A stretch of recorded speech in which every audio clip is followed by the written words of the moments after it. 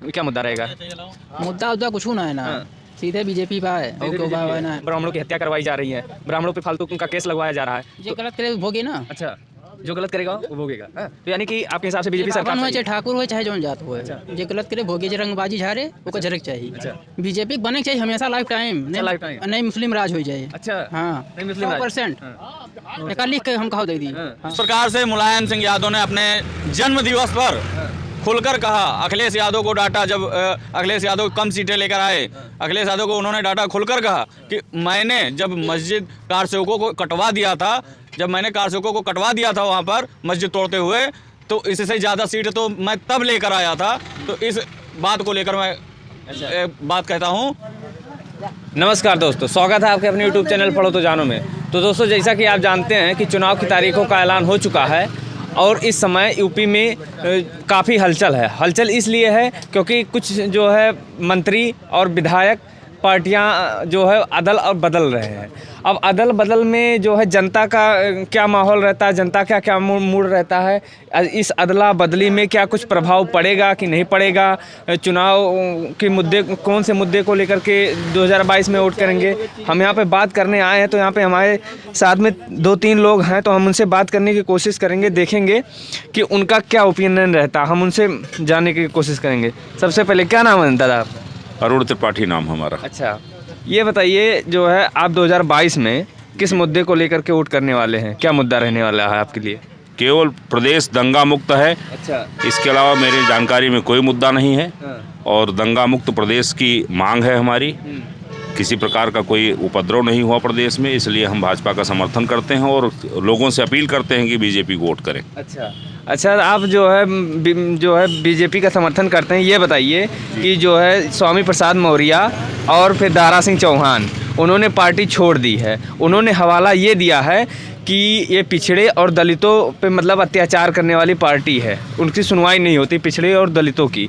इस पे आप क्या कहेंगे? बिल्कुल बिल्कुल, पूछिए, मैं बताऊंगा। उनके बेटों को, उनके पोतों को, उनके भाइयों को, उनकी पत्नी को टिकट नहीं मिल रहा है मनचाही जगह से, इसलिए उनको तकलीफ हो रही है। अच्छा, तकलीफ इस बात की है और किसी बात की तकलीफ नहीं है। अच्छा, अभी उनके बच्चों को टिकट उनकी जगह पर मनचाही जगह मिल जाता, बीजेपी उनके लिए अच्छी हो जाती। अच्छा, मतलब उनका खुद का निजी स्वार्थ है क्या? जी बिल्कुल निजी स्वार्थ है, निजी स्वार्थ। अच्छा, ये बताइए, निजी स्वार्थ है, लेकिन उनके साथ में 4 से 5 विधायक जो है आए हैं, उनका निजी स्वार्थ होता तो वो खुद अपना निकलते, तो क्यों विधायक भी उनके बेटे के लिए आ गए हैं? इसमें क्या? नहीं, विधायक उनके बेटे के लिए आए हैं, उनके व्यक्तिगत अंतर्मन में क्या चल रहा है ये तो मैं मतदाता होने के नाते नहीं कह सकता हूँ, न जानता हूँ। अच्छा। लेकिन ये कन्फर्म है कि 2-4 विधायक जो साथ में आए होंगे, उनको ये उम्मीद कहीं से जगी होगी, हो सकता है इनके बाहर आ जाने से, सपा में जाने से हम मजबूत हो जाएं, ये मजबूत रहेंगे, ये जीतेंगे, हो सकता है सपा अच्छी स्थिति में आ जाए। लेकिन ये सपने की चीज़ें हैं, दूर की कौड़ी है, सब आएगी नहीं।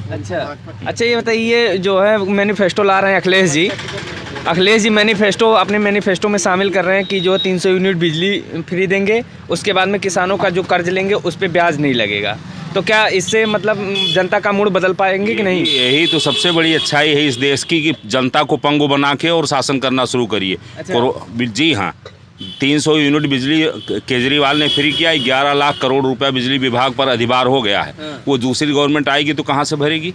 अच्छा। मुफ्त में राशन खाने की हमारी आदत पड़ गई है, हरामखोरी की। खाते हम बीजेपी का हैं, गाते हम दूसरी पार्टियों का हैं। अच्छा। अब जब 300 यूनिट बिजली फ्री हो जाएगी तो हम सपा का गाने लगेंगे। अच्छा। तो हिंदू होने के नाते, सनातन धर्मी होने के नाते मेरी अपनी पुरजोर अपील है लोगों से कि वो बीजेपी का समर्थन करें। 300 यूनिट बिजली के चक्कर में, वो फ्री के राशन के चक्कर में न पड़े, राष्ट्रवाद की बात करें। अच्छा। केवल राष्ट्रवाद की बात करें। अच्छा, आपसे मेरा एक सवाल है, आप भी ब्राह्मण हैं, तो ब्राह्मण कुल से ताल्लुकात रखते हैं, तो आप ये बताइए कि सरकार में जो है अपोजिशन पार्टियां और भी बाकी लोग ये सवाल उठाते रहे हैं कि जो है ये ब्राह्मण विरोधी सरकार है, इस पर आप क्या कहेंगे? कि किस पार्टी के ब्राह्मण समर्थक की बात करेंगे आप बताइए। आप सन 1947 से लेकर 2021 के बीच में कौन सी पार्टी ब्राह्मणों का समर्थन करती है, ज़रा हमको बता दीजिए। अच्छा। उंगली पर गिन के बताइए। अच्छा, समाजवादी पार्टी के माननीय अध्यक्ष श्री अखिलेश यादव जी परशुराम जी की मूर्ति बनवाए हैं, तो इस पर क्या कहेंगे? स्थापित किए हैं, तो उससे मतलब ब्राह्मणों का बदलाव नहीं होगा? आप इस पर जानना चाहते हैं? या जितने गाँव में कब्रिस्तान थे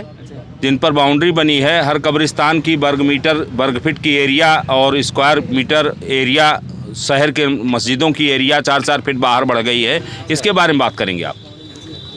आप किसके बारे में बात करेंगे? तो चलिए, मुसलमान केवल उनके भाई हैं, उनके परिवार के भाई हैं। हज हाउस बनवाए जा रहे हैं, कितने मंदिर उन्होंने बनवा दिए केवल तोड़वाने के अलावा।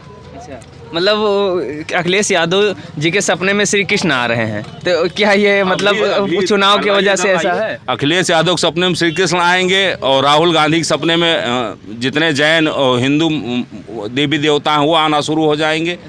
परेशान मत होइए, ये सब स्थिति बनी रहेगी। हर आदमी गुणगान करेगा इसी चीज़ का। यहाँ थोड़ा दवा कड़वी है, समय लग रहा है, ठीक ठाक दवाई मिलेगी बीजेपी में।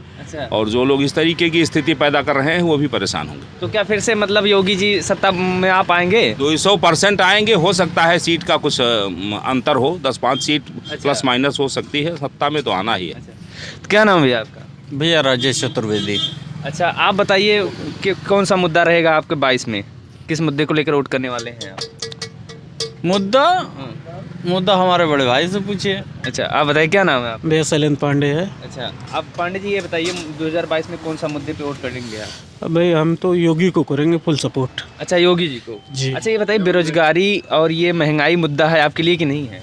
हाँ बिल्कुल है, महंगाई थोड़ी बढ़ी है लेकिन हर सरकार में रहती है। अच्छा। किसके सरकार में सस्ती अच्छा, सपा के सरकार में भी जो है पेट्रोल 100 रुपये था क्या? है? 100 रुपये पेट्रोल सपा की सरकार में भी था, तब इतना इनकम भी था। अच्छा, इनकम बढ़ा है यानी? बिल्कुल बढ़ा है। इनकम बढ़ा है जी, अच्छा, जी। ये बताइए किसानों की आय दोगुनी करने के लिए बोल रहे थे योगी जी और प्रधानमंत्री जी, दोनों लोग का ये बयान था कि 2022 तक किसानों की आय दोगुनी हो जाएगी। क्या ये मतलब किसान की आय दोगुनी हो पाई है कि नहीं? क्यों नहीं हो रहा? पैसा मिल रहा है, हमारे हिसाब से तो हो रहा। बाकी मैं किसानी करता नहीं हूँ, अच्छा अच्छा। लेकिन जहाँ तक है कि उनको मिल रहा पैसा ना, सुविधाएं मिल रही हैं तो होना चाहिए। अच्छा, यानी आप जो है सपोर्ट कर रहे हैं बीजेपी का आनी चाहिए? जी बिल्कुल, मैं हिंदुत्व का वो कर रहा हूँ। अच्छा, तो जैसा कि आप लोग देख रहे हैं कि मैंने 2 लोगों से बात की, एक भाई है, इनसे बात कर लेते हैं। क्या नाम भैया आपका? पवन तिवारी। अच्छा, आप बताइए जो है क्या मुद्दा रहेगा? मुद्दा कुछ ना है ना, सीधे बीजेपी पे है और क्यों है ना। अच्छा, ये बताइए, कहने का मतलब इसमें कहा जा रहा है विरोधी पार्टियां जो हैं अपोजिशन वाली, और फिर जनता भी, कुछ जनता ये कह रही है कि ये ब्राह्मण विरोधी सरकार है बीजेपी। अपोजिशन पार्टियां कह रही हैं, कुछ पब्लिक कह रही है कि अब जो है इन ब्राह्मणों पे जो है ब्राह्मणों की हत्या करवाई जा रही है, ब्राह्मणों पे फालतू का केस लगवाया जा रहा है। जो गलत करे भोगे ना। अच्छा, जो गलत करेगा वो भोगेगा। हाँ? तो यानी कि आपके हिसाब से बीजेपी सरकार हो, चाहे ठाकुर हो चाहे जौन जात हो, जो गलत करे भोगे, जो रंगबाजी झारे वो झरक चाहिए। अच्छा, हाँ। आपके हिसाब से किसकी सरकार होनी चाहिए? बीजेपी बने चाहिए हमेशा, लाइफ टाइम नहीं मुस्लिम राज हो जाए। अच्छा, हाँ, नहीं मुस्लिम राज 100% कल लिख के हम कहो दे दी। हाँ, तो अगर इस बार बीजेपी जो 5 साल ये बिताई है, अगर ये 5 साल ना बिताई होती तो उत्तर प्रदेश मुस्लिम प्रदेश घोषित होने में समय नहीं था। अच्छा, इस 5 वर्षीय योजना में अगर अन्य गवर्नमेंट चाहे सपा ही होती चाहे बसपा ही होती तो ये उत्तर प्रदेश मुस्लिम प्रदेश पूरी तरीके से हो जाता। 100% इस बात के मैं समर्थन करता हूँ, खुला एकदम कह रहा हूँ। किस बिंदु पे ये समझ के आप ये बात बोल रहे हैं कि जो है हो जाता? दूसरी सरकार जिस प्रकार से मुलायम सिंह यादव ने अपने जन्म दिवस पर खुलकर कहा, अखिलेश यादव को डांटा, जब अखिलेश यादव कम सीटें लेकर आए, अखिलेश यादव को उन्होंने डांटा, खुलकर कहा कि मैंने जब मस्जिद कार सेवकों को कटवा दिया था, जब मैंने कार सेवकों को कटवा दिया था वहाँ पर मस्जिद तोड़ते हुए, तो इससे ज़्यादा सीट तो मैं तब लेकर आया था।